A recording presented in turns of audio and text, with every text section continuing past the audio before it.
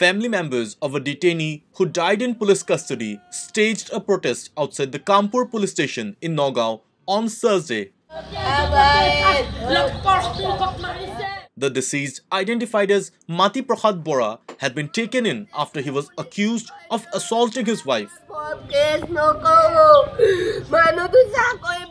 Although medical professionals suspect that he died of a heart attack, family members claim that he was tortured by the cops.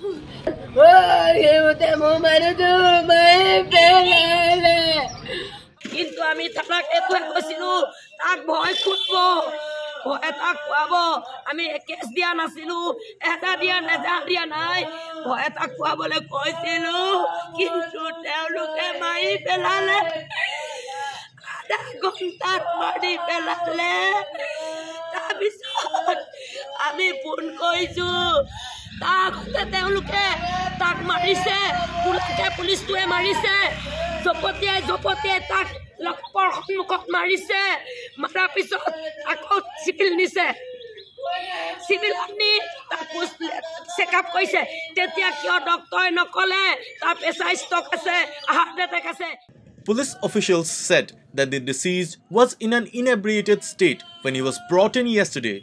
but they too are unsure of what led to the man's demise. তেখেতৰ ওয়াইফক হাতটো কাটিল সেই হিচাপে পুলিশে লৈ আহিল আমি পুটপুছ কৰোতে মানে পুলিশে ক'লে যে গিৰিয়েকে মানে তেখেতৰ হাতটো কাটিলে আমি এটো মেডিকেল কৰি পেলাই আৰু যিখিনি পালো সিলাই মেলি দিলো ইতিমধ্যে তেওঁৰ হাজবেণ্ডো আহি ওলালেহি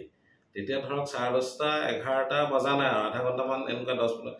তেতিয়া হাজবেণ্ডক দেখি পুলিশৰ যিগৰাকী বাইদেউ আছিলে তেখেতে ক'লে তুমি আমাৰ লগত যাব লাগিব পুটপুছ কৰিবলৈ আছে কৈছে মোৰ কিবা চুৰ ডকাইত নেকি নিবি তেতিয়া তেখেতে ক'লে যে নহয় তুমি মাইকী মানুহজনৰ ওপৰত হাত দিছা ইন্টাৰগেশন কৰিবলৈ